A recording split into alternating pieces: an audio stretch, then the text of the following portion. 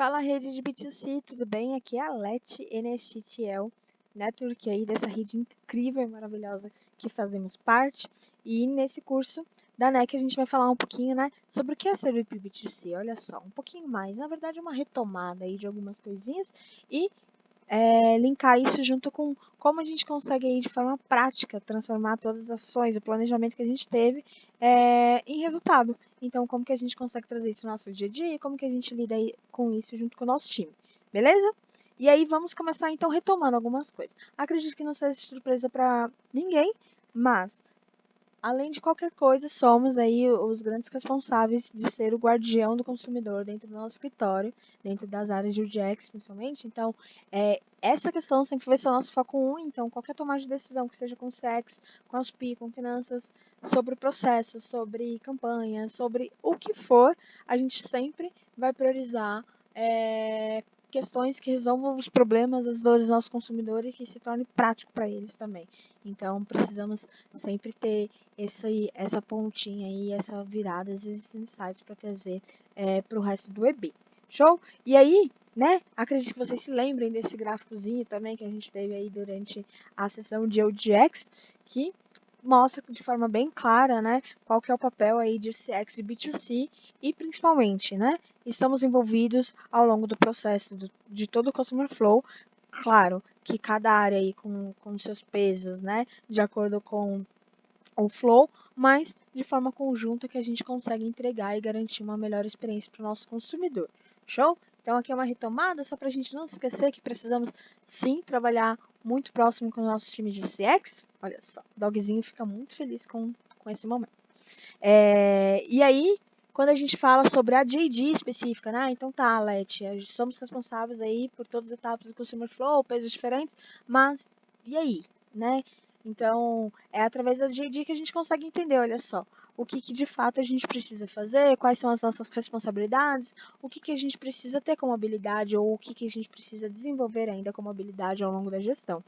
Mas, não sei se vocês também se lembram, a gente viu de uma forma bem simplificada e que traz toda a mensagem do que realmente são as frentes de B2C. Então, não sei se vocês se lembram, né? Temos aí 3 níveis de responsabilidade de frente de trabalho, onde a gente é responsável. Então, a nível 1, né? Então, como que a gente está atraindo as pessoas para realizarem aí os nossos intercâmbios, para a gente conseguir trabalhar com os times de sex. Para no nível 2, garantir boas conversões, fluxos de conversões muito boas, de como que a gente tem esse alinhamento aí de forma bacana com os nossos sex. E a nível 3, como que a gente garante a satisfação do nosso consumidor, né? Então, como que a gente mensura, como que a gente está fazendo um mapeamento de todos os processos para garantir com que todas as dores, né, dos nossos consumidores sejam resolvidas e realmente ele tem uma grande e incrível experiência aí de desenvolvimento de liderança junto com a nossa organização. Então, são 3 coisinhas, né, 3 níveis básicos que a gente precisa entender aí, que são as frentes aí que nós, como rede de B2C, somos responsáveis. Show? E aí, como que a gente consegue, né? Ah, então tá, Let. Entendi que somos responsáveis por todo o Consumer Flow, entendi que somos responsáveis aí por essas 3 frentes, mas como de forma prática eu vou aplicar isso ao longo da minha gestão em termos de estratégia de ações? Muito simples, vamos lembrar alguma coisinha. Um dos passos vocês já cumpriram, então vocês já preencheram essa planilha, né, de planejamento de B2C lá antes da Conal. Durante a Conal vocês receberam feedback, depois da Conal vocês conseguiram ter esse momento aí junto com o EB de vocês também de fincar o planejamento final, né, bater o martelo realmente de qual era a briga que vocês iam comprar. Porém, aqui a gente tem apenas os números, né? Apenas as nossas metas, as mensuráveis que vamos acompanhar em termos de conversão, em termos de resultados mesmo, em termos de lead, aplicantes e approval ao longo do semestre. Mas a gente precisa ter aí um planejamento claro de quais são as estratégias que a gente vai fazer para com que isso aconteça. Então, por exemplo, em fevereiro, nesse caso desse CLX, a Exec em Brits, vamos chamar de Exec em Brits, vai ser incrível. Nesse caso da Exec em Brits, ele planejou para fevereiro essas metas aí para os 3 produtos, né? Eles possuem 3 produtos, mas eles não planejaram ainda nenhuma ação. Então, olha só, o que fica, né? Como que você planeja, como que você garante com que ao longo de fevereiro, ao longo das 4 semanas aí de um mês, você bata a meta com a qual você planejou de forma numérica. Muito simples. Vou tentar explicar de uma forma bem prática para a gente conseguir entender isso juntos e a gente conseguir implementar aí para todos os escritórios. A gente precisa ter um planejamento com essas 4 questões. Então, por exemplo, eu sou da Ezequiel Brits, eu rodo os 3 produtos, eu preciso ter um planejamento de ações e estratégias para cada um dos meus produtos. Porque senão eu vou até voltar. Eu vou simplesmente achar que eu preciso de 260 leads e eu vou começar a fazer coisas realmente desconexas e um pouco aleatórias, sem planejamento, para conseguir 260 leads. Mas não necessariamente eu estou guiando os meus recursos, as minhas estratégias para conseguir os leads específicos para cada um dos produtos com a forma como eu desenhei, né? Eu planejei. Então, a gente precisa primeiro, vou pegar um exemplo aqui do produto de Divi, que a meta era 175 leads. No mês, a gente tem 4 semanas, certo?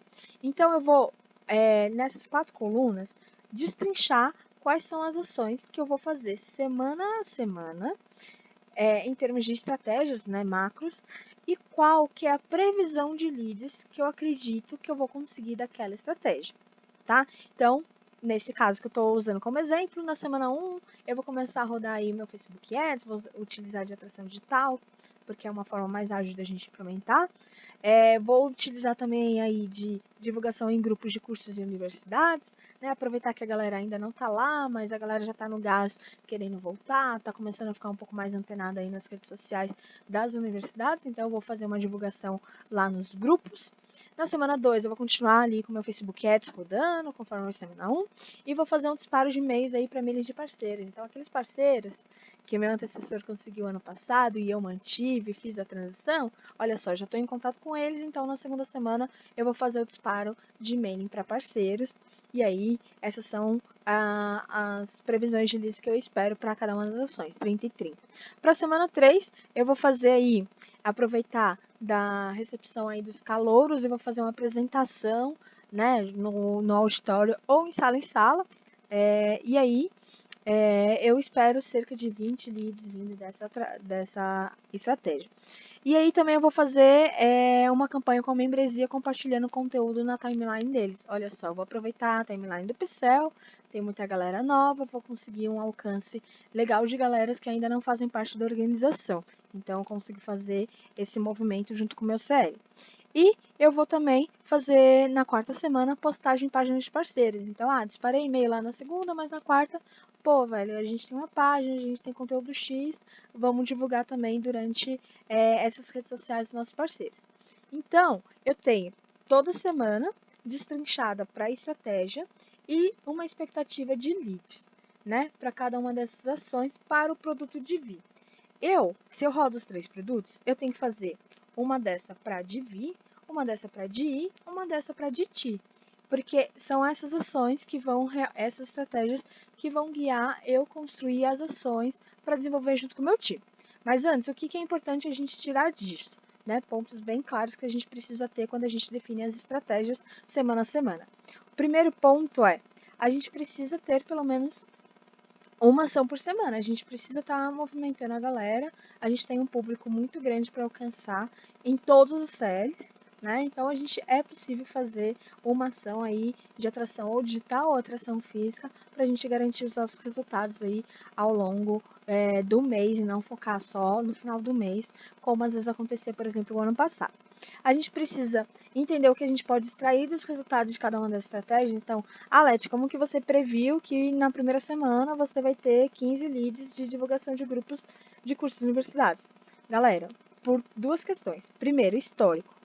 Alete, como que eu entendo o histórico? Através das tags. Por isso que elas são importantes, por isso que é necessário vocês começarem a utilizar as tags dentro de qualquer divulgação que vocês façam.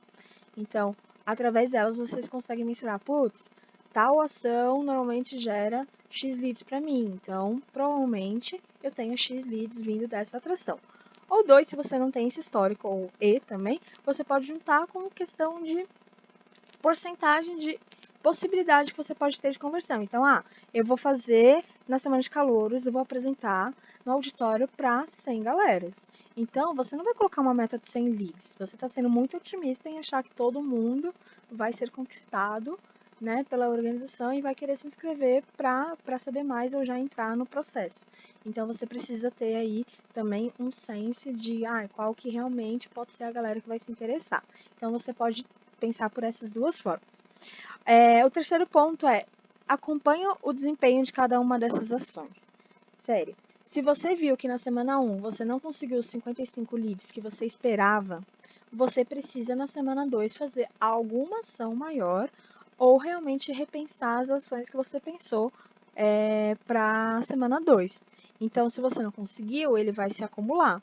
E aí, se você deixar para ver isso só lá na quarta semana, que inclusive você só tem uma ação, você perdeu um mês. E aí você não vai conseguir bater sua meta de leads para nenhum dos produtos. Beleza? Então, acompanhe o desempenho de cada uma das ações semana a semana. Por isso que é importante você destrinchar dessa forma. E por último, e mais importante, entenda a timeline de cada produto. Então, aqui nesse caso, eu coloquei o produto de DV, mas específico para DDT, você precisa entender que leads que caem na última semana não vão ser convertidos dentro daquele mês. Então, se você fez o planejamento de leads para aquele mês com conversões para aquele mês, você precisa garantir com que esses leads venham na primeira e na segunda semana do mês. Então, você precisa garantir com que as estratégias e as ações que você for fazer estejam concentradas ali na primeira e na segunda semana para os times de CX, né, conseguirem ter esse time de conversão junto com cada uma das pessoas que se inscreverem. Show? Então, esses são os 4 mais importantes. E aí tá, Leti, então eu tenho o planejamento das estratégias, tenho aí a previsão dos leads. E aí, o que eu faço? Você precisa sentar com o seu time, né?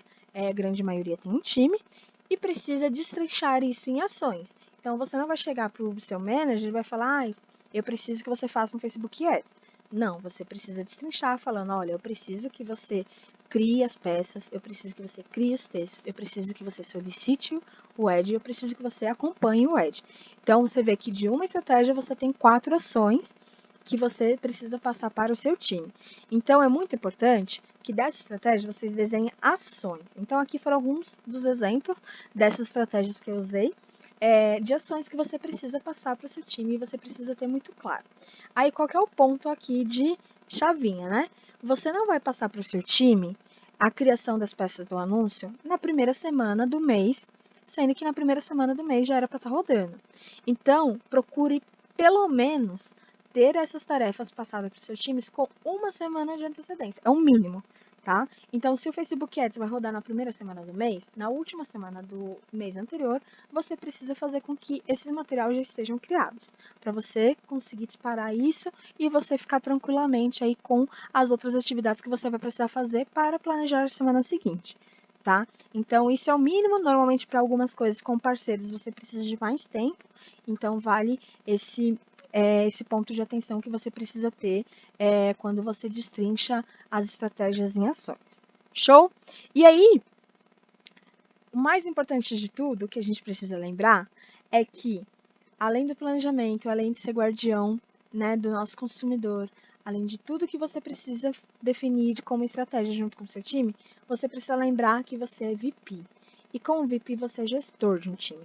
Então, por isso que ter clareza do seu planejamento, ter clareza da sua estratégia, ter clareza das ações, é fundamental para que você consiga guiar o seu time para as ações necessárias semana a semana e consiga construir essa rotina com eles, tá? Então, isso é o básico que você precisa fazer como VP para orientar o seu time, mas é claro, né? Existe toda a questão de Team Standards que vocês, inclusive, e recomendo, que vocês devem fazer aí alguns dos materiais da NEC de PM, né, em relação até Team Standards, então acompanhem lá, mas aqui, dessa forma, vocês já conseguem ter um mapeamento melhor de quais são as tarefas e como vocês conseguem guiar o time de vocês para agirem para os resultados que vocês precisam semana a semana. Show? É isso, gente, então, Trago aqui alguns VPs para vocês conversarem. Olha só, essas duas pessoas lindas e maravilhosas foram NX semestre passado de Network, foram VPs aí que mandaram muito bem e muitas coisas. Então, coloquei o contato delas aqui para vocês entrarem em contato, tirem insights delas, como é que foi. A Gil é atual ELSP aí de São Carlos e a Tourinho é a nossa NXTL também de CE, então vocês conseguem conversar com elas facilmente, porque elas ainda estão aí na rede. E aí eu trago para vocês também um pouquinho mais de conhecimento, olha só. Trago 2 conteúdos que eu acho muito bacana vocês lerem, então sempre procurem também lerem conteúdos externos, que podem agregar muito. Então a rede de B2C tem muito conteúdo externo, então recomendo esses 2. O primeiro é sobre como criar uma cultura, né, voltada para o nosso consumidor. E o segundo é porque que a gente deve ser visto como referência, olha só, muito mais no papel como gestor. Então, como seria você como gestor, como você pode ser visto como referência aí para sua entidade, para o seu time, para as pessoas externas. Então, acho bem bacana esse conteúdo para vocês lerem. Show? É isso, gente. Qualquer coisa, é só me chamarem no Telegram, estou aí sempre. Contem comigo qualquer coisa. E bora lá bater a meta, bora lá fazer muito intercâmbio. Beijo!